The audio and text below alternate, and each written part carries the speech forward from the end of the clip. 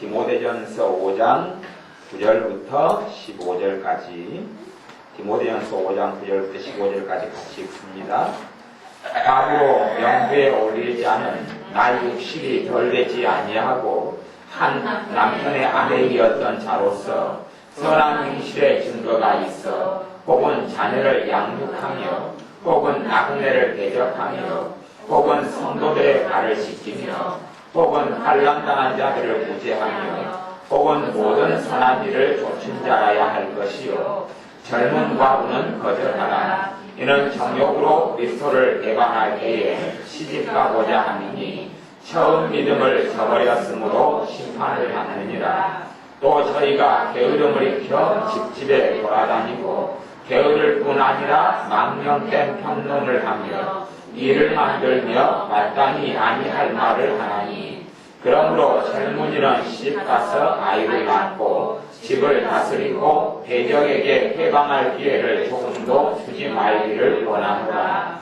이미 사단에게 돌아간 자들도 있도다. 아멘. 성경의 구약시대에, 신약시대에, 초대교회 시대에 어떠한 교회의 전통이 있었는지는 정확하게는 잘 모르겠습니다. 근데 초대교회에 과부 명부가 교회에 있었다. 그렇게 이야기합니다. 과부 명부가 교회에 있었다. 과부 혼자 사는 여자의 명부가 있었다. 근데 그 명부는 단순하게 그냥 사람 이름을 혼자 사는 사람 이름을 적어놓은 것이 아니라 하나님 나라에서 하나님께서 인정하는 사람의 명부를 작성한 거고 그 사람에 대해서는 아마도 교회가 먹을 것과 입을 것, 교회가 부양을 했던 것 같아요. 그리고 그 사람들은 과부로 명부에 올린 사람들은 죽을 때까지 하나님을 섬기고 하나님의 일만 하다가 갔던 사람인 것 같아요. 그래서 그러한 과부로 명부에 올린 사람에 대한 조건이 나오는데 이런 것은 하나님께서도 이 조건을 제시하시는 거예요. 사람이 제시하는 게 아니라 과부의 명부에 올릴 자는 9절에 나이 60이 덜 되지 아니하고 나이가 만 60이 넘어야 된다 그렇게 이야기하고 그 다음에 한 남편의 아내이었던 자로서 결혼생활 해서 이제 한 남편의 아내이었던 사람이죠. 그리고 이제 남편이 죽고 혼자 된 사람인데 그냥은 올리지 못하고 하나님 앞에서는 반드시 하나님은 증거를 요구하며 증거가 있어야 되는데 무슨 증거냐 하면 10절에 선한 행실의 증거가 있어야 한다. 그의 삶에 대하여 사람들이 증언하고 인정해야 한다는 것이에요. 그가 과거에 살아왔던 삶에 대해서 어떠한 삶이냐? 자녀들을 양육하며 자녀들을 그냥 키웠다 그런 이야기가 아니고 정말로 하나님 뜻대로 잘 키웠다 그런 증거가 있어야 한다냐. 정말로 하나님 뜻대로 자녀를 잘 키웠다. 그리고 나그네를 대접하며 나그네는 오갈 데 없는 사람들을 주님의 사랑으로 섬겼다 그런 거고 성도들의 발을 씻기며 요즘같이 깨끗한 발은 아니죠. 옛날의 성도의 발을 씻겼다 그렇게 이야기하는 건 단순히 발을 씻기는 것을 이야기하는 게 아니고 그들의 정말 어렵고 힘들고 고통스러운 걸 돌아보았다 그러는 겁니다. 다시 이야기하는 삶이 나를 위한 삶만은 살지 않았다. 오히려 나를 위한 사람이 아니라 다른 사람을 위한 삶, 이타적인 삶을 살았다는 증거가 있는 사람, 그런 사람. 그 다음에 환난당한 자들을 구제하며 혹은 모든 선한 일을 좇은 자라야 할 것이다. 선한 일을 한 사람이어야 한다. 하나님 보시기에 그런 사람만 과부 넘겨 올려서 그런 사람이 죽을 때까지 하나님을 수종 들도록 해라. 그렇게 이야기하는 거죠. 대신 나이가 젊어서는 안 되고 나이가 60살부터 이런 것이 초대교회 전통으로 있었던 모양이에요. 지금의 교회는 그런 전통은 없습니다. 그런데 이것을 가지고 우리가 지금도 이런 전통을 삼는 것이 문제가 아니라 이것이 하나님께서 이걸 통하여 뭔가를 말씀하시고자 하는 것이 있다는 이야기죠. 그 중에 하나는 단지 우리의 삶이 과거가 어떻게 됐느냐는 하나님을 묻지 않는다만 그렇게 생각하지 마십시오. 과거의 삶이 어찌 되느냐 묻지 않는다. 현재 내가 어떻게 살아가느냐 하나님이 안 본다. 아니요. 다 봅니다. 다 하나님께서 문제가 돼 있습니다. 과거의 삶이 과거는 과거로 끝났다. 당연히 과거는 과거로 끝나는 면도 있고 안 끝나는 면도 있습니다. 과거는 과거로 끝나는 것도 있고 안 끝나는 것도 있습니다. 과거에 내가 믿음 생활을 잘 못했어요. 그래서 지금 이제 현재 내가 믿음 생활을 잘 하려고 그래요. 하나님 그걸 기뻐합니다. 하지만 과거 믿음 생활을 못했고 지금은 잘 하려고 하는데 지금부터 믿음이 아주 바로 좋아져 버리는 그러한 일은 일어나지 않습니다. 과거에 못했으면 못한 것을 어떻게 처리를 해야 되는 문제가 또한 생깁니다. 그리고 과거에 내가 죄 속에 많이 살았어요. 현재 내가 죄를 끊고 하나님 뜻대로 살려고 합니다.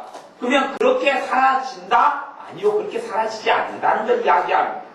내가 과거에 죄를 많이 지었어요. 그러면 내가 현재 하나님 뜻대로 살려면 힘듭니다. 그냥 안 사라져요. 정말 발버둥 치는 노력을 하고 애를 쓰고 그렇게 하나님 앞에서 죄와 싸우되 피 흘리기까지 싸우는 애통을 거치지 않고는 바르게 안 사라집니다. 그렇게 안 돼요. 죄를 통하여 마귀들에게 내 삶을 송두리째 지배할 권리를 다 주었는데 그것이 내가 회개하고 주님께 예수 믿습니다 하고 나왔다 그래서 그 주었던 권리가 자동적으로 회복되지는 않습니다. 절대 그렇게 안 됩니다.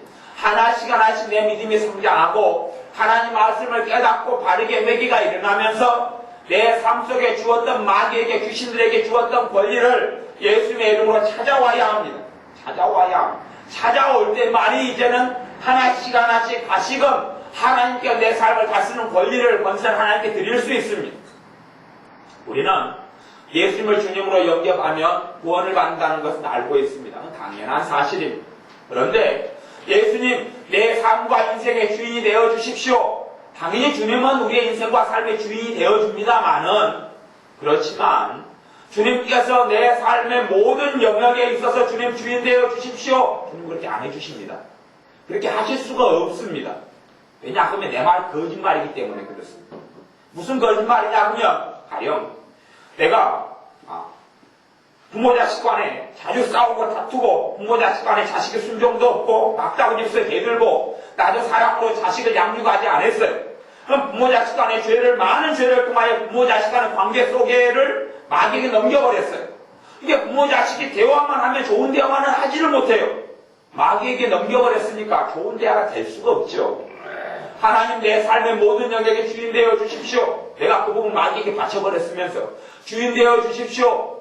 아니요. 내 것이 있어야 드리지요. 마귀에게 바쳐버린 것을 어떻게 주님께 드립니까? 안 됩니다. 마귀에게 바친 것 하나님께 회개하면서 찾아와가지고 내 것을 가진다면 내 것을 드리는 것이 하나님 과거에 보니 내가 100억이 있었습니다. 100억을 훔쳐먹게 다 써버렸어요. 10원도 없어요. 하나님 과거에도 100억을 하나님께 드립니다. 100억을 주님께 드립니다. 하나님 이거 100억이 어딨냐? 과거에 있었는데요. 그거 훔쳐먹게 쓰라 세상에 다 흩어져 있을 테니까 하나님께 찾아가지고 쓰십시오. 야, 이 정신 나간 소리 하지 말아라. 네가 훔쳐먹게 써놓고 그 쓴 돈이 다 돌아다니고 있을 테니까 찾아가지고 하나님한테 쓰라니. 정신 나간 소리 하지 말아라 그럽니다. 그런 거와 똑같은 거예요. 내 삶의 분야마다 내가 다 세상에게 죄에게 마귀에게 넘겨져 버려놓고 그것이 가령 내가 내 삶의 분야가 100분야가 있다고 칩니다. 100분야가 있다고 쳐요. 화장실에서 보내는 시간, 부엌 설거지통에서 보내는 시간, 회사 직장에서 보내는 시간, 사람과 보내는 시간, 남편과 아내와 보내는 시간, 뭐 등등등 여러 가지 삶의 인생의 분야가 있을 겁니다. 그 분야가 100개가 있다 치면 100개 중에서 1개 남겨놨어요. 1개 남겨놓고 99개는 다 죄에게 세상에게 다 줘버렸어요. 다 줘버린 다음에 주님 내 삶의 100개 분야의 주인이 되어 주십시오. 주님은 그렇게 하실 수가 없습니다. 그건 거짓말입니다. 왜요? 다 줘버려놓고 1개 남았으면서 주님 내 삶의 모든 분야의 주님이 되어 주십시오. 그럼 주님은 내 삶의 분야에 딱 1개 분야 남아있는 그것만 맞습니다. 남아있는 그것만 맞고 정말 너가 그렇게 원하느냐? 나머지 99개를 가지고 와라. 이렇게 이야기합니다. 물론 우리가 가지고 있던 돈을 다 허락망대 써버려서 그 돈에 대해서 나이 찾아온나? 그렇게 말씀 안 합니다. 그런 걸 이야기하지 않습니다. 그런 건 별로 있다가도 없고 없다가도 있으니까 그런 건 말고 정말 내가 소유하고 있어야 할 것, 내가 정말 가지고 주님께 드려야 할 것들은 찾아와야지. 그래야지 주님께서 받습니다. 없는 것을 받지 아니할 터이요. 없는 걸 어떻게 드립니까? 있는 걸 드리는 겁니다. 있는 걸 드리는 것. 우리가 마음도 그렇습니다. 감정. 하나님 감정해 주시는 게 행복 중에 아니에요. 행복이 감정해 주는 거죠. 주님, 나를 행복하게 해주세요. 내 감정을 주님께 드리니 내 감정을 행복하게 해주세요. 그러면 내 감정을 온통 근심과 염려와 낙담과 절망으로 세상에게 마귀에게 다 줘버렸어. 다 줘버렸어. 줘버렸으니 내 감정이 우울하고 절망스럽고 낙담스럽고 좌절스러워요. 하나님 내 감정을 귀원히 행복하게 해주세요. 행복하게 해주겠죠. 남은 감정이 있다면. 남은 감정의 부분이 짓거리만큼 남아있다면 행복하게 해주실 겁니다. 남아있는 감정 짓거리만큼 대신에 남은 것은 다 어두운 채로 그대로 남아있어요. 근데 행복은 하나님이 안 주신 건 아닙니다. 하나님께 바친 짓거리만큼만 감정의 행복을 주셨지요. 대신 나머지는 어둠입니다. 하나님 행복하게 해달라니까 왜 행복하게 안 해주세요? 하나님은 그럽니다. 행복하게 해줬다. 너가 나한테 준 감정의 그 부분 짓거리만큼 있는 걸 내가 행복하게 채워줬지 않느냐? 안 느껴지는데요? 주님은 야 짓거리만큼 나한테 줬으니 짓거리만큼 어떻게 느껴지냐? 짓거리만큼 안 느껴지지. 근데 네 기도에는 나는 응답했다. 우리가 감정의 부분이 전체가 이만큼 있으면 최소한 한 이만큼 정도 주님께 드리면서 내게 주님의 행복으로 평안으로 채워주세요. 주님이 채워줍니다. 채워줘. 와 행복하네. 야 나는 그냥 세상에 돈도 없고 가진 것도 없는데 나는 왜 재미날까? 사는 게 재미나네? 남편도 다른 남편보다도 잘생기도 않았고 돈도 많이 벌어오는 것도 아니고 성질도 깨끗 같은데 그 남편 봐도 기분 안 나쁘고 행복하네? 왜 행복하지? 이상한 내가 미쳤는갑다? 하나님께 행복이 그런 행복입니다. 그런데 하나님께 하나도 안 줘요. 마귀에게 다 줘버렸어요. 죄에게 다 줘버렸어요. 다 주면서 주님 내 마음을 행복하게 해주세요. 야 나도 내려야지 내 행복하게 해주지. 아니 나 주님께 드리는데요. 어디 있는데? 마귀에게요.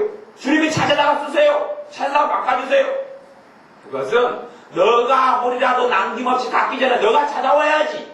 너가 찾아와야 이건 주님이 안 찾아줍니다.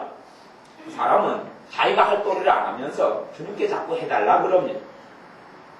우리가 하나님에 대하여 회개해야 될 것이 여러 가지가 있는데 그 중에 우리가 잘 하지 않는 회개가 두 가지 정도가 있습니다. 하나는 마귀가 한 일을 하나님 했다고 덤태기 씌운 것. 그런 거 사람들이 회개를 안 하면 잘 모르겠거든요. 이게 믿는 사람 생활 속에서 고생과 어려움이 10개가 찾아오면 그 가운데 한 개나 하나님이 줄까 말까 그럽니다. 한 개나 그것은 연단. 고생, 고난하고 연단은 연결되어 있기도 하고 다른 거기도 합니다. 대신 하나님이 주는 연단은 뭐냐 하면 사람을 더 발전시킵니다. 사람을 더 좋은 곳으로 나아가게 합니다. 사람을 더 변화시킵니다. 그게 하나님의 연단입니다. 하나님의 연단은 회개를 시킵니다. 하나님의 연단은 성숙시킵니다. 그런 거죠. 이게 하나님의 연단이고 그리고 10개 중에서 8개, 9개는 다 마귀로부터 대부분 옵니다. 마귀로부터 오거나 내 죄에 대한 결과, 죄로 인해서 오거나 죄로 인한 결과물로 오거나 그렇습니다. 근데 내 죄로 인한 결과나 죄로 인한 결과물이나 마귀가 한 것이나 아니면 다른 사람이 내 삶에 해악을 끼치는 결과로 온 것을 누구에게 덤태기 씌우냐 그러면 하나님께 덤태기 씌웁니다. 하나님 왜 그럽니까? 내가 한 결과로 온 건데 내가 한 죄로 한 결과로 온 건데 가령 내가 하나님이 보증 서지 말라 내가 보증 섰어요. 그러놓고 어려움을 당하니까 하나님께 하나님 내가 왜 보증 서는 걸 안 막아주었습니까? 그래요. 왜 안 막아주었습니까? 안 막아준 게 아니고 하나님 하지 말라고 그랬잖아요. 하나님 막아주셔야지. 내가 하지 말라고 그랬는데 네가 해야지. 그럼 밥도 그러죠. 떠먹여 주십시오 하나님. 밥을 시점 밥까지 줍니다. 없는 쌀이 없은 사람 보내가 쌀도 주고 그럽니다. 저도 그렇게 하나님께 받아서 먹고 살았으니까. 대신 하나님이 그럽니다. 제가 하나님 밥을 주십시오. 하나님이 쌀을 줍니다. 밥을 하지요. 그리고 딱 상을 차려온 다음에 숟가락을 딱 펼쳐놓고 하나님 손도 대기 칠사오니 떠먹여 주십시오. 하나님 절대 안 떠먹여 줍니다. 40일 작전기도 하고 금식기도도 안 떠먹여 줍니다. 왜냐하면 그것은 내가 해야 될 거기 때문에 그렇습니다. 근데 우리는 내가 해야 될 것을 안 하면서 하나님 떠먹여 주세요. 하나님 네가 떠먹어라. 내가 손이 없냐 발이 없냐. 이게 떠먹으라고 내가 손을 줬잖아. 하나님 그러실 겁니다. 근데 우리는 하나님 해주세요. 그런 것처럼 내가 하나님 하지 말라고 해놓고 하나님 왜 그렇게 하게 놔뒀습니까? 놔둔 게 아니고 하나님 그렇게 하지 말라고 그랬잖아요. 그러니까 사실 말이 안 되는 소리를 하는 거 말이 안 되는 소리를. 그래서 우리가 말이 안 되는 사람, 말이 안 통하는 사람하고 살고 대화를 하면 얼마나 깝깝합니까? 근데 많은 믿는 사람들이 말이 안 되는 대화를 하나님께 하고 말이 안 되는 책임을 하나님께 전가하는 겁니다. 아니 내가 선택해서 잘못된 길을 갈 수 있으니까 하나님이 하나님 말씀에 가지 말라는 것 아닙니까? 그렇죠? 하나님이 다 막아준다면 하나님은 그런 이야기를 안 합니다. 너는 몰라. 왜? 내가 나라 해줄게. 그렇죠. 왜 하지 말라, 보지 말라, 듣지 말라, 이렇게 해라, 저렇게 해라. 왜 하나님 말씀합니까? 잘못된 걸 선택할 때 되면 하나님 내버려 둡니다. 이해해라. 하나님 말씀을 통해서 배우지 않는 사람들, 깨닫지 않는 사람들, 하나님 말씀에 주목하지 않는 사람들을 그렇게 살게 내버려 둡니다. 그리고 두 가지를 짊어져야 합니다. 죄를 짊어져야 하고, 먼저 죄에 대한 결과물을 짊어져야 합니다. 죄에 대해서 하나님의 징계와 심판을 받아야 하고, 이 땅 위에서 받든지 아니면 심판자 앞에 서서 받든지, 차라리 이 땅 위에 받는 것이 훨씬 더 좋죠. 심판자 앞에 가서 안 받는다면. 그리고 또한 죄에 대한 결과물도 그대로 다 받아야 됩니다. 죄에 대한 결과물 다 받아요. 죄에 대한 결과로 누가 들어옵니까? 귀신들이 내 삶 속에 침투해 들어오고, 귀신들이 내 삶 속에 침투해 들어오면 온갖 좋은 걸 다 뽑아내죠. 하나님의 은혜를 다 뽑아냅니다. 첫째는 내 삶의 행복부터 도둑질해 갑니다. 행복하지 않아요. 기쁘지 않아요. 감사 도둑질해 갑니다. 감사가 있는 사람이 만족이 있습니다. 마음속에 만족이 있어요. 근데 감사치 않아요. 좋지 않아요. 내가 낚시를 몇 번 해보니까 그 정도입니다.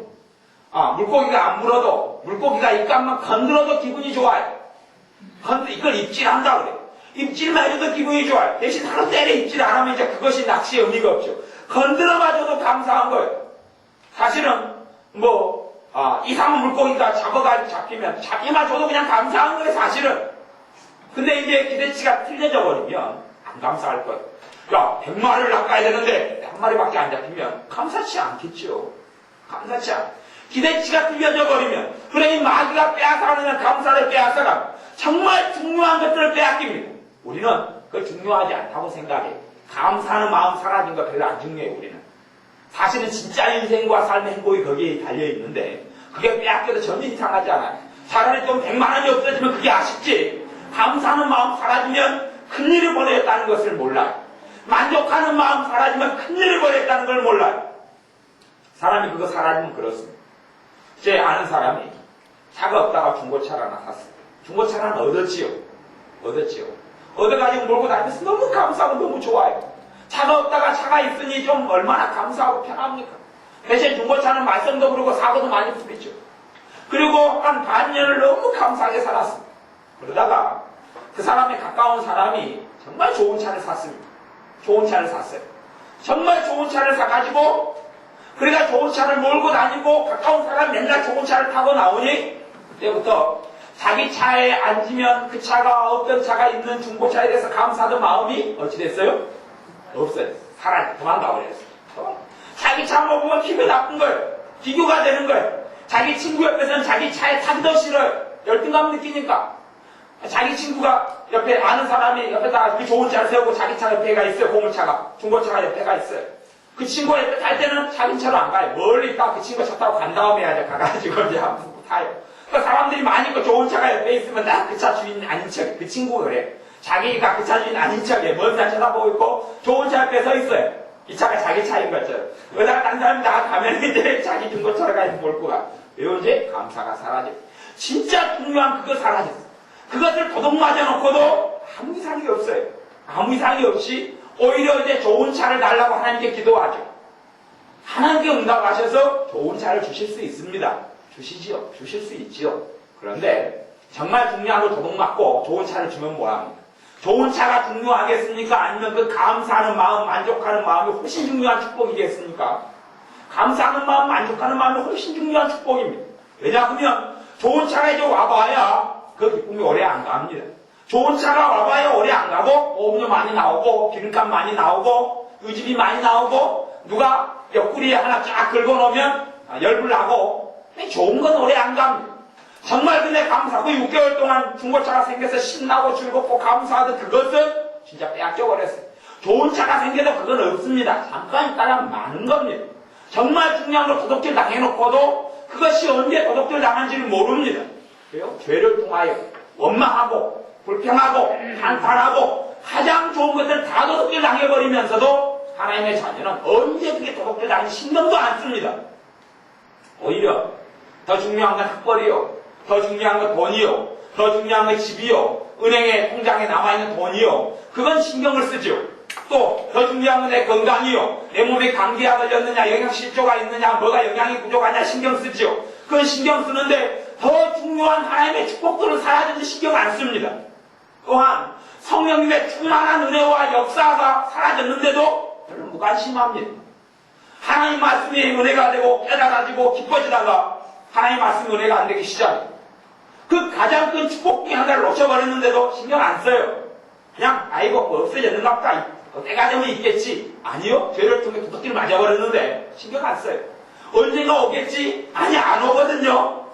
회개하고 또한 그를 통해서 방해하는 마귀를 예수님이 쫓아내고 찾아오지 않으면 오질 않거든요. 근데 언젠가는 오겠지. 희망사항 기대사. 그렇게 살다가 50년 살고 30년 교회 다니다가 죽는 사람 땅에 깔렸습니다. 어디 가서 아무 공동묘지 가가지고 당신 은혜 받다가 죽었습니까? 그러면 공동묘지 쓱 나와서 나 은혜 못 받다가 죽었습니다. 그럴지 이야기할지 모르겠어요. 나 물어보지 공동묘지 가서. 당신이 30년 동안 빼앗겼던 축복을 다 찾고 죽었습니까? 성도님? 그 십자가 써진 무덤에 가서 물어보십시오. 그러면 아마 무덤이 이야기를 할 수 있다 그러면 아마 그 사람들이 이야기해 줄 겁니다. 나는 못 찾고 죽었습니다. 그럼 그게 중요한지 아셨습니까? 나 그거 빼앗기고 중요한지 잊어먹은지 다 몰랐습니다. 그럴 거예요. 나 후회됩니다. 그럴 거예요. 천국에 있다 그러더라도 나 후회됩니다. 그럴 거예요. 하나님의 자녀들이 정말 중요한 축복을 잃어버려요. 그러면 그 다음 것들은 다 잃어봅니다. 같이 다 잃어버려요. 가장 중요한 걸 나무가 있으면 나무는 뿌리죠. 뿌리가 있고 줄기가 있고 열매가 나고 꽃이 피고 열매가 납니다. 그러면 뿌리가 잘려버려요. 뿌리가 땡강 잘려버려요. 땡강 잘린 다음에 야 나무가 이제 꽂혀가지고 살아있어서 열매를 맺을 거지 하고 기다립니다. 열매가 맺습니까? 뿌리가 없는데요. 거짓말이죠. 제가 어떤 난을 봤는데 난 같은 것은 그렇습니다. 죽은 다음에도 뿌리가 썩어서 죽은 다음에도 반년 이상이 생생하게 살아있습니다. 그렇게 난을 건마가가지고 얘가 살았는지 죽었는지 알 수가 없어요. 뿌리를 뽑아가야지 알아요. 그래도 죽었는데도 이놈은 겉은 그냥 파릇파릇해요. 그래서 죽은 난을 갖다가 꽃이 피기를 기대했죠. 누가 그랬냐고요? 제가 그랬죠. 제가 꽃이 피기를 기대했죠. 난을 70만원짜리를 기다렸죠. 반년을. 이미 죽었는데. 그것도 누가 죽였냐면 제가 죽였죠. 물을 많이 줘가지고. 뿌리가 썩어서 죽였죠. 근데 기다렸죠. 반년을. 아무래도 꽃이 안 피는 거예요. 온도를 관리해주고 시간을 관리해서 꽃이 안 피어요. 나중에 뿌리를 분갈이 하려고 뽑아보니까 이미 썩어서 죽은 지 알이 됐어요. 이미 다 죽어버렸어요. 정말 중요한 축복들과 은혜들을 빼앗겨버리고 말면, 그러고 말면 이 땅 위의 것들을 같이 빼앗깁니다. 같이 사라져버립니다. 정말 중요한 축복이 유의되는 사람이 이 땅의 것들이 들어오기 시작합니다. 그러니 내 영혼이 잘됨 같이 정말 중요한 축복들이 내 영혼이 잘 되는 건데 거기서 일어나는 축복들이 있습니다. 거기서 일어나는 은혜들이 있습니다. 마귀가 빼앗아가는 것은 거기가 먼저입니다. 거기가 먼저예요. 돈을 빼앗는 건 나중에 마귀에게 돈을 빼앗기 시작한 사람들도 있습니다. 마귀에게 건강을 빼앗기 시작한 사람도 있습니다. 건강, 돈, 가정의 행복 빼앗기기 시작하는 사람은 그 전에 더 좋은, 더 중요한 것들을 이미 빼앗겨오고 있기 때문에 그렇습니다. 아니 빼앗겼기 때문에 그렇습니다. 그걸 빼앗겼기 때문에 이 땅 위에서 중요하게 보이지만 하나님 보시기에는 별로 안 중요한 것들이 그 다음에 빼앗깁니다. 그 다음에 빼앗기기 시작하는 거예요. 하나님의 관계에서 기도할 때에 찬양할 때에 주님이 정말로 내게 베푸시는 은혜가 느껴지고 감동이 나고 감격이 흘러는 예배를 드릴 때에 주님을 만나게 되는 은혜가 있어요. 찬양을 들을 때에 주님이 나와 만나주세요. 목사님의 설교나 찬양이 아니라 정말 찬양을 부를 때 그 찬양을 통하여 주님이 내게 위로를 해줘요. 그걸 채내요 그냥. 그게 가장 중요한 축복과 은혜들이죠. 그건 이미 사라지고 없어요. 사라지고 없어서 그게 아니고 이제 딴 걸 달라고 그래. 딴 걸. 그것이 찾아와야지 되는데 그것을 마귀가 먼저 빼앗아버리고 말아요. 그리고 다른 걸 달라고 하는데 정말 중요한 것을 다시 되찾지 않으면 안 되는 것. 우리의 삶에 있어서 모든 부분마다 요소마다 주님께서 우리의 왕이 되시고 우리의 주인 되셔야 하는데 그러나 많은 영역들을 주신에게 넘겨줘 버린 다음에 되찾아오지 않으면 되찾은 다음에야 주님께 드릴 수 있어요. 되찾지 않으면 주님께 안 드려요. 주님 찾아서 알아서 가져가세요. 찾아서 가져가세요. 주님 찾아서 안 가져갑니다. 내가 빼앗긴 건 내가 찾아야 합니다. 그러니 너희는 그리스도의 선한 군사로 싸우라. 싸우라. 이것은 내가 되찾는 싸움이라는 겁니다. 내가 되찾아야 돼. 내가 빼앗긴 것을 주님의 이름으로, 그래서 예수님의 이름으로 싸우는 것이, 그런 것이 과거 이스라엘 백성이 가나안 정복전쟁을 했던 거하고 똑같은 겁니다. 싸워서 딱 이겨내서 빼앗아내는 데까지 천국은 침노하는 자가 빼앗느니라. 첫째는 뭐요? 내가 빼앗긴 부분. 내가 내 죄를 통하여 빼앗긴 부분. 내 죄의 결과를 통하여 빼앗긴 부분. 또한 내 부모의 죄를 통하여 내 부모의 죄의 결과물이 흘러내려오고, 또한 내 조상의 죄의 결과들이 흘러내려와서 빼앗긴 부분. 그런 부분들을 다시금 예수님의 이름으로 찾아내는 거죠. 빼앗아내야 되는 거죠. 내가 뭘 빼앗겼는지도 모르면 뭘 찾겠습니까? 내가 뭘 빼앗겼는지를 발견하고 빼앗긴 것을 찾아내야 합니다. 여러분의 삶 가운데 어떤 사람이 있었어요. 어떤 남자가. 그 남자가 결혼생활하고 애를 한 둘인가 셋인가 낳았는데, 결혼생활 한 10년 했는데, 이분은 사실은 그렇다 그래요. 자기 아이가 퇴근해가지고 회사에 돌아오면 아빠 그리고 둘인가 셋인가 이렇게 끌어안는데, 그래 얘도 아빠도 이 사람도 40대 중반인가 되는 사람도 그래 내 예쁜 애들하고 끌어안는데, 이 남자의 마음에는 아이들에 대한 사랑이 전혀 안 느껴지는 거예요. 가슴이 냉랭한 거예요. 자기 아내가 문자로 여보 사랑해, 오늘 회사에서 잘 재밌게 지내고 좀 돌아오고 있어. 그래 있어 사랑해. 그러지만 자기 아내는 자기 아내에 대한 사랑이 전혀 안 느껴지는 거예요. 자기 아내에 대한 사랑이 마음에 와닿지도 않고, 말은 자기 진심을 그렇게 다 내보일 수는 없잖아요. 사람이 다 진심을 내보인다 그래서 관계가 풀리는 건 아닙니다. 할 소리가 있고 못 할 소리가 있어요. 부부 사이에도 지혜롭게 해야 될 이야기 있고 안 해야 될 이야기 있고 속을 다 벌린다가 다 이야기해보세요. 가정은 엉망이 되어버립니다. 엉망이 되어버려요. 아니 남편이 술 마시고 들어오면 성질 나면 속으로 이 죽일로 맨날 술 마시고 들어오네. 그래놓고 여보 왔어요? 그래야지. 대부분 생각나는데 이 죽일로 맨날 술 마시고 들어오네. 그러면 가정이 난장판 됩니다. 뱀같이 지혜로우라는 지혜가 전혀 없는 거예요. 어떤 사람은 속의 이야기만 많이 나누면 친한 사이에서 속의 이야기 마냥 비밀 없이 터놓고 다 하면 좋을 걸로 알지만 그건 멍청한 생각입니다. 그렇게 하면 인간관계 다 무너지고 거기서 못된 일들이 정말 많이 일어납니다. 솔직하다고 정말 좋은 건 아닙니다. 솔직하다고 제가 솔직하지 않게끔 해야 된다 그렇게 이야기하는 건 위선을 떨라는 이야기는 아니에요. 하지만 지혜롭게 하라는 이야기를 하는 것이지, 어떤 부분은 솔직한 부분이 필요하고 어떤 부분은 지혜롭게 해야 되는 게 지혜롭게 해야 돼. 지혜롭게 하지 않으면 다 무너지는 거예요. 나 솔직하게 이야기했는데 내 마음에 어떤 사람들 그런 마음이 한 사람이 있어요.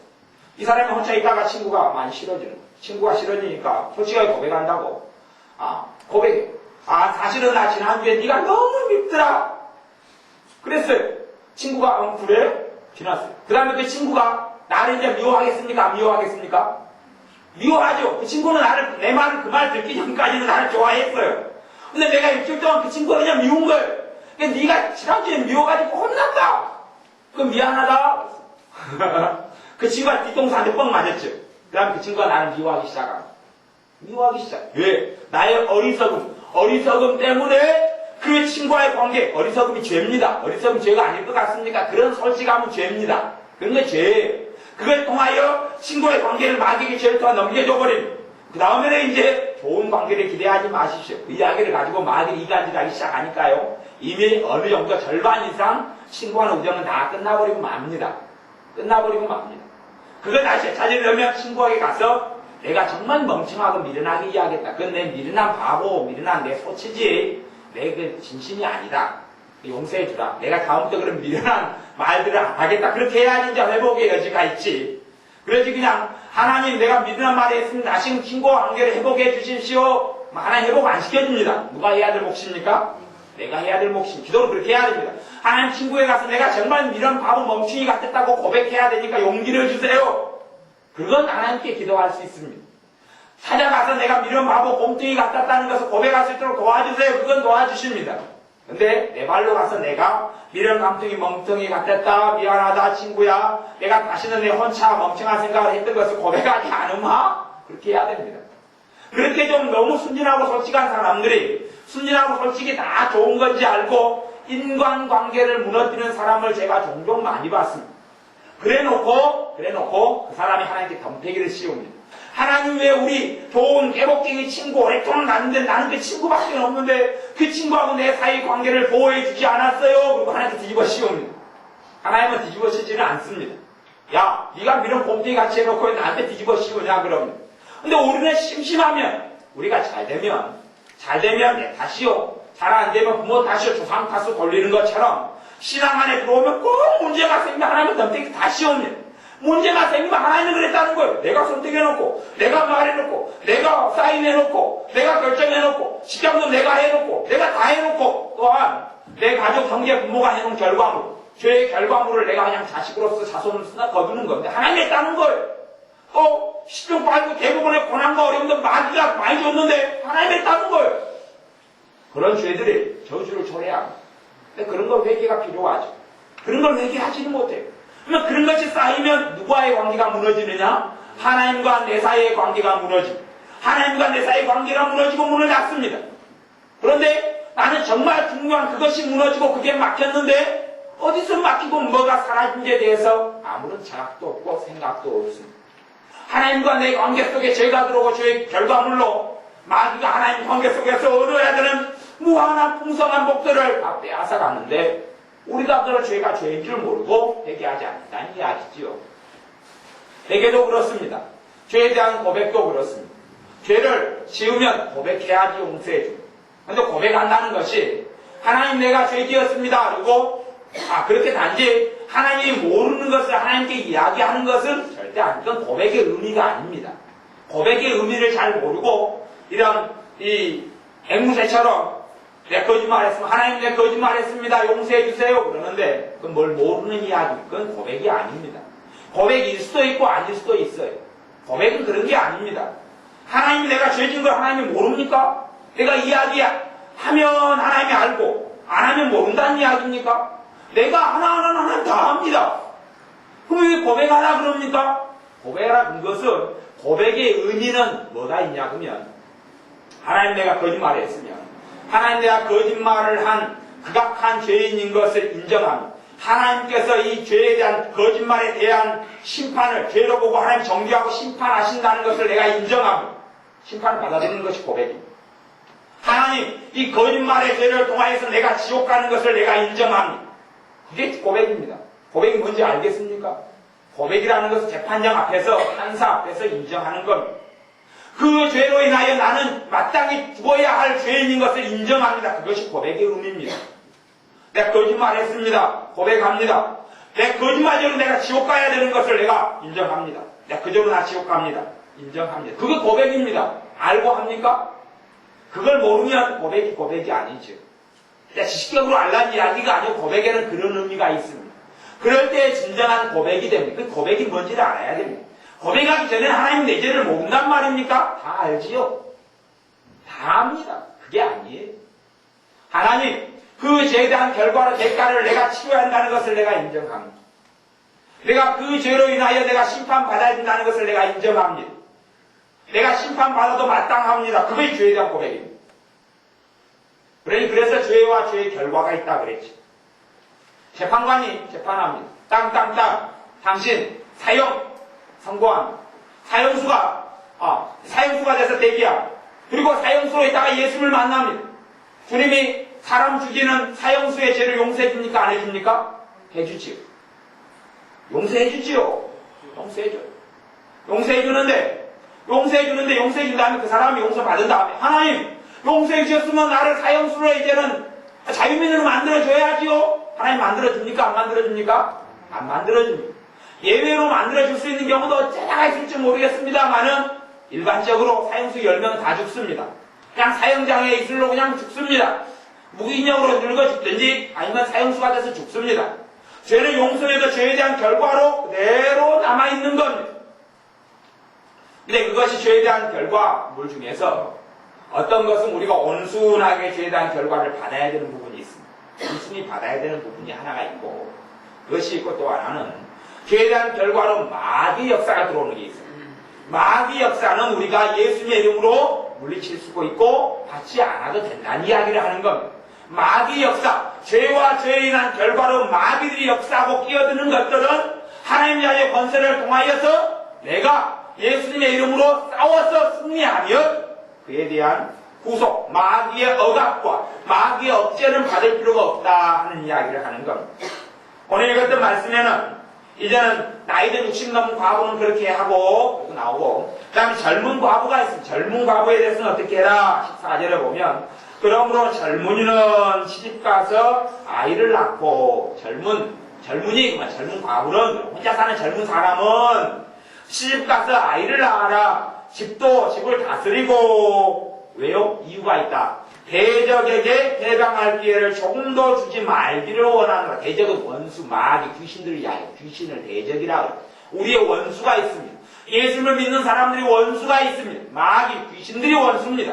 걔네들하고는 얼마든지 우리가 잘 지내냐? 그래, 잘 지낼 수가 없습니다. 동자가 틀리거든요. 걔네들은 마귀들이에요. 귀신들이에요. 우리하고는 같이 잘 지낼 수 없습니다. 내가 너희들과 안 싸울란다. 안 싸우기 시작할 때부터 완전히 밥입니다. 싸울 때부터는 걔도 무는 개를 돌아본다고, 걔도 무는 개를 돌아본다고, 내가 마귀와 싸움을 시작할 때부터는 이놈들 좀 발악하겠지만, 오히려 직소를 못하기 시작합니다. 계속 싸우면 이놈들은 나한테 잡히고 눌립니다. 마귀를 싹 떠나갑니다. 그런데, 난 마귀하고 너희들 안 건들 테니까 너희들 나 건드리지 말아줘. 그러면, 그래, 안 건드릴게. 그리고 우리 죽입니다. 밥입니다. 완전 밥으로 삼아버려요.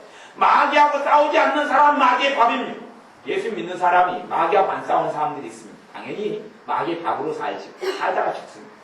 마귀하고 싸우는 사람은 밥으로 안 삽니다. 정복하고 지배하고 다스립니다. 너희는 마귀를 대적하라. 그래야만 너희를 피하리라. 하나님 마귀를 쫓아내주세요. 하나님은 네가 해야 된다.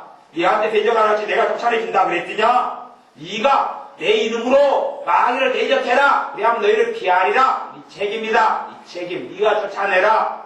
하나님 아니에요. 쫓아내주세요. 아니다. 네가 쫓아내라. 하나님 말씀 변개치 않습니다. 하나님 뜻은 바뀌지 않습니다. 마귀를 쫓아내는 건 사람의 몫으로 넘어왔지 하나님의 몫이 아닙니다. 하나님이 하실 일을 다 하셔서 예수님의 이름을 주셔서 그 이름으로 우리가 쫓아내고 싸워야 합니다. 대신 우리는 연합할 수 있죠. 혼자 힘이 부족하면 같이 믿는 교우들이 힘을 합쳐서 쫓아내고 싸울 수 있습니다. 대신에 싸움을 포기할 때부터는 그들의 밥으로 전락하고 맙니다. 안 싸우는 사람들은 마귀의 밥이요. 싸우는 사람들은 처음 싸울 때는 좀 익숙하지 않아서 힘들지 몰라도 싸우면 승리는 무조건 하나님의 자녀의 것입니다. 마귀하고 싸움의 승리는 포기하지 않는다면 너희가 낙심치 아니하며 낙심하는 포기죠. 낙심치 아니하며 포기하지 아니하며 때가 이름에 거두리라. 때가 이름에 하나님의 축복의 열매들을 거둡니다. 대신 포기해버리면 낙심해버리면 왜요? 마귀하고 싸움이 단시간의 결과를 보기 어려운 게 많기 때문에 그렇습니다. 단시간의 결과를 보기 어려운 것이 많습니다. 어떤 한 영역에 대한 문제면 단시간의 결과를 볼 수 있지만 사람의 삶에 수없이 많은 부분들이 있기 때문에 이 부분 싸워나가다 보면 시간이 걸리고 영적인 성장도 시간이 걸려서 믿음이 성장하고 자람에 따라서 믿음이 커지고 마귀를 더 지배하고 정복할 수 있는 믿음의 사람이 되기 때문에 시간이 걸립니다. 대신에 행복은 시간이 걸리지 않습니다. 내가 주님 앞에 기쁨을 누리고 사는 것은 시간이 걸리지 않습니다. 주님께서 하신 일을 믿음으로 받아들이면 언제든지 행복하기는 시작해집니다. 그건 행복이 시작이 대신 환경 속의 역사는 마귀 역사를 제압하는 데는 반드시 시간이 걸립니다. 대신 싸우지 않으면 승리도 없다는 사실입니다. 그러니 젊은 사람은 대적에게 해방할 기회를 조금 더 주지 말기를 원하노라. 대적에게 해방할 기회를 뭘 통해서요? 교회를 통해서. 나이 있는 사람은 이제 성욕도 없고 욕심도 없고 볼 거 못 보고 다 보고 살았으니까 별로 기대도 없죠. 그리고 하나님만 의지하고 바라보고 사는 60이 넘은 사람들은 별로 의미가 없어요. 죄를 지을 뵐 게 없어요. 젊은 사람들은 죄를 지을 기회가 많습니다. 젊은 사람들은 죄를 지을 기회가 너무 많아요. 그러니 죄를 통하여 사단이 해방할 기회를 갖게 되는 거예요. 사단이 나를 공격하고 내 삶을 넘어뜨리고 내 삶을 무너뜨릴 기회가 있는 거예요. 하나님 막아주셔야죠. 하나님 안 막아줍니다. 하나님 안 막아줘. 마귀가 해방할 기회를 갖는 겁니다. 죄를 통하여 내 죄의 결과물을 통하여 그건 하나님이 안 막아줍니다. 막아준다 생각하지 마십시오. 죄를 내가 멈춰야지요. 죄를 멈추고 또한 죄로 인해 결과물로 오는 것들을 예수님의 이름으로 싸워서 승리하고 이겨야지요. 하나님이 자동적으로 치워주거나 막아주지를 않습니다. 그러니 사단에게 대적할 기회, 해방할 기회, 사단이 나를 해방하고 나를 공격하면 넘어뜨릴 기회를 죄를 통하여 줬으면 철저하게 죄를 고백하는 게 첫째 필요하고, 그 다음에 죄 중에서도 큰 죄가 있어요. 내가 사람마다 다른 사람이 내 어떤 걸 보고 나는 별로 안 큰 죄다 생각하는데 스스로 생각하기를 아니 이건 정말 용서받지 못할 죄다 이렇게 크게 생각하는 것도 있어요. 사람마다 틀려요. 그것이 어떠한 큰 거든지 간에 그것이 하나님께 용서받았다 라고 받아들이지 않으면 마귀에게 해방할 기회를 줍니다. 이게 제가 고백은 하나님께로 고백해. 대신 고백의 의미는 정확히 알고 고백할 때 하나님 두려우심을 알게 되고 용서를 깊이 있게 받아들이게 됩니다. 단 형식적인 회개가 안 됩니다. 그래서 고백이 얼마나 어떤 의미가 있다는 걸 말씀을 나눈 대로 잘 알아야 되고, 그리고 고백하고 회개한 죄에 있어서는 용서해 주신다는 걸 꼭 알아야 합니다. 믿는 사람들이 이혼 같은 것도 그래요. 이혼하면 안 되지요. 하나님 뜻이 아니지요. 이혼은 죄지요. 죄인데 이혼했어요. 회개하면 용서해 줍니까? 안 해줍니까? 해줘요. 근데 자기는 자꾸 이혼한 걸 후회를 한단 말이죠. 삶을 후회를 해요. 그러면 그것은 회개가 된 겁니까? 안 된 겁니까? 안 된 거거나 아니면 하나님의 용서를 안 받아들인 겁니다. 자기를 자꾸 자책한다면 자기를 내놓고 내가 왜 이혼했지? 애들 내놓고 왜 그랬지? 애들을 어떻게 하면 그랬지? 내가 왜 그렇게 살았을까? 멍청이 같이 했을까? 아니면 왜 결혼해서 그랬을까? 후회를 해요. 그러면서 거기에 매여 살아. 마귀에게 해방할 기회를 줘버리고 문을 열어줘버리고 있는 거예요. 삶은 더 고통스러워요. 왜요? 용서를 안 받아들이기 때문에. 회개를 했으면 그 다음에는 주님의 말씀대로 용서를, 너희 죄를 자백하면 저는 믿보시고 의로우사 너희 죄를 사하시며 용서하시며 너희를 깨끗게 하실 것이요. 받아들이게 돼서 풀어버려야 되는데 자꾸 거기에 매여가지고 사는 사람들, 마귀에게 해방할 기회는 문을 열어놓고 있어요. 그렇게 안 되는 게 정상인데 그러면 하나님 왜 안 되지요? 하나님 덤태기를 씌우는데 내가 문을 열어놓고 있는 거예요. 내가 추운 겨울날 난방도 안 해놓고 문을 활짝 열어놓고 있으면서 하나님 왜 이리 추워요? 그러면 하나님 문 닫아라 그렇죠. 하나님 문을 활짝 열어놓고 안 춥게 해주세요. 이 겨울에 따뜻하게 해주세요. 하나님이야 난방 켜라. 하나님 난방기 안 켜고 따뜻하게 해주세요. 창문 닫아라. 안 닫고도 따뜻하게 해주세요. 맥기. 그러면 이게 잘못된 거지. 그런 것처럼 대적에 해방할 기회를 사람들이 많이 줄 수 있어요. 또한 전에 용서 같은 것도 대적이 가장 많이 해방할 기회를 가진 게 용서하지 못하는 죄 때문에 그래요. 내가 나를 용서하지 못하는 게 큰 게 또 하나 있고, 그 다음에 내가 타인을 용서하지 않아요. 어떤 사람의 몸든 마음이든 정신이든 감정이 확 잡고 있는 것이 그 사람에게 단 사람 용서를 용서합니다 따라해보세요. 막 입을 탁 잡아봅니다. 아주 강력하게 잡고 있는 사람, 용서합니다는 말을 절대 못하게 만들어버려. 그 말이 이제 안 나오게 만들어버려. 상처를 심하게 받은 일은 용서를 의지로 해야 돼요. 상처를 적게 받은 것은 용서가 쉽게 됩니다만은 상처를 너무 많이 받은 것은 마음이 전혀 안 따라줍니다. 일단은 의지로 해야 돼요. 의지로. 입만이라도 하기 시작해야 됩니다. 그리고 상처를 깊이 받아버린 것은 그 상처에 대해서, 그 사람에 대해서 하루에도 70번씩 7번이라도 용서를 해야지 과정이 지나게 됩니다. 쉽지 않은 일입니다. 상처를 극심하게 받아버리면 하루에 그 사람 생각할 때 그냥 70번씩 7번이라도 790번, 아니 490번이죠. 그것만큼이라도 하루에 매일 용서해도 그 과정을 넘어야지 겨우 용서가 지날까 그렇게 합니다. 근데 그걸 안 해주면, 그 싸움을 안 한다면 마귀에게 대적할 기회, 해방할 기회, 나를 공격할 문을 활짝 열어버려요. 용서 안 하는 사람들이 겪는 환란이라는 것은 말로 할 수 없습니다. 하나님 용서 안 하고도 행복하게 살게 해주세요. 거짓말하지 마라. 그런 거 없다. 제가 성경을 읽어드리면 마태복음 6장 15절에 너희가 사람의 과실을 용서하지 아니하면 하는 너희 아버지께서도 너희 과실을 용서하지 아니하시리라.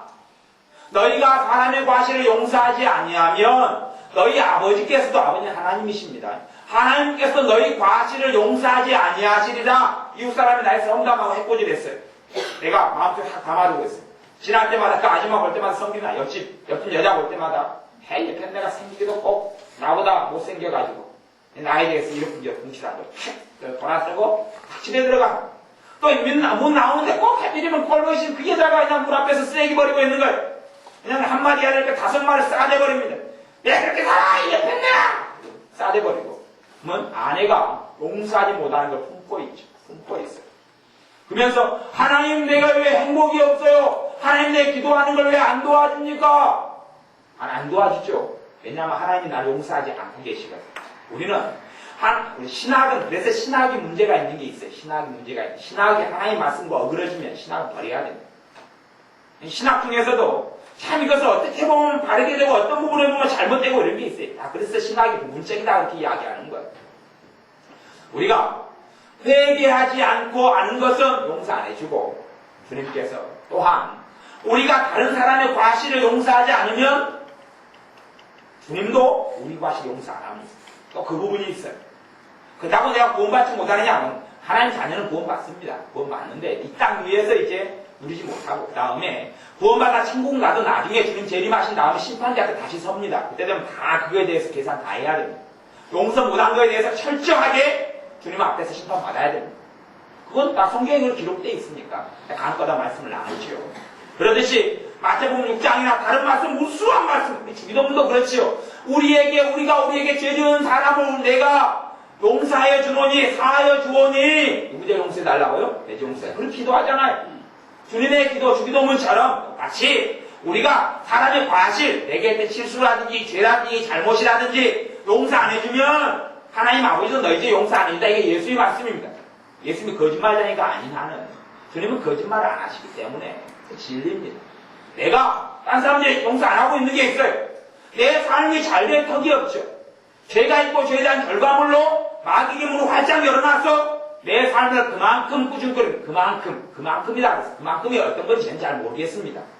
그냥 사람에서 악자분이 용서 안 하는 것이 10명이 있으면 그만큼이고 5명이 있으면 그만큼이고 1명이 있는데 그냥 내 이빨이 툭툭 갈 정도면 또 되게 클 거고 그냥 그리고 좀 가벼운 것은 잊어버리죠. 잊어버린 것도 용서하는 건 아닙니다. 잊어버린 것하고 용서는 다릅니다. 있는 것하고 용서는 틀립니다. 하나님께 해결을 해야지요. 해결을 안 하고 잊어버렸다. 망각을 했다. 용서했다. 망각하고 용서는 틀립니다. 작은 거기 때문에 잊어먹었겠죠. 큰 건 안 잊어먹고. 근데 망각, 잊어먹었다. 이건 용서는 아닙니다. 하나님 앞에서 다 계산해야지요. 그럴 때 만약에 이제 죄에 대한 결과물, 마귀의 역사를 예수님을 물리치면 떠나갑니다. 근데 죄를 처리하지 않고 죄를 결과물을 처리한다? 처리가 안 되죠. 처리가 안 돼요. 처리가 안 돼요. 죄를 회개하고 사람에 대해서 용서해주고 그 다음에 마귀의 역사를 예수님을 물리치고 떠나가라 그러면 저주를 가지고 떠나갑니다. 그러면 하나님의 자녀수를 당연히 받아야 될 축복이 우리에게 오게 되죠. 하나님께서 나를 용서하시기 때문에 하나님께서 실제로 내 삶에 용서하시고 나를 축복하시기 때문에 그렇습니다. 그러니 우리가 다른 사람의 죄를 용서한다는 것은 대적에게 해방할 기회를 내게 조금 더 주지 않는 가장 중요한 것에 속합니다. 이미 사단에게 돌아간 자들도 있도다. 마귀가 다시 돌아가버려. 하나님 떠나버리고 하나님 버려버리고 돌아간 자들도 초대교회에도 많이 있었습니다. 지금이 없겠습니까? 하나님께 마귀에게 돌아가버려. 마귀가 해방을 공격하니까 마귀에게 항복해버려. 아이고 하나님 믿고 못 살겠다. 너희들 항복해서 너희들랑 같이 살아야 되겠다. 그러면 이제 악인의 형통같이 잘 풀리고 잘 뺄 때가 있죠. 잘 풀리고 잘 뺄 경우도 많지요. 대신에 영원한 지옥의 멸망을 받아야 될 수밖에 없지요. 그러니 하나님의 자녀로서 죄들을 처리하고 회개하면서 또한 회개나 고백이라는 것은 철저히 그것이 얼마나 막중한 죄인지 내가 이제 때문에 주님을 십자가에 죽였습니다. 그것이 고백이에요. 그것이 사실은 죄에 대한 고백의 의미에 담긴 거예요.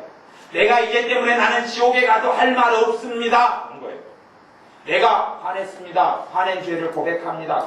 나는 아까 성기를 부린 것 때문에 지옥에 가도 하나님 앞에서 하나님을 절대 탓하고 말할 수 없습니다. 난 그대로 지옥 가는 게 100% 합당합니다. 그러는 게 고백이에요.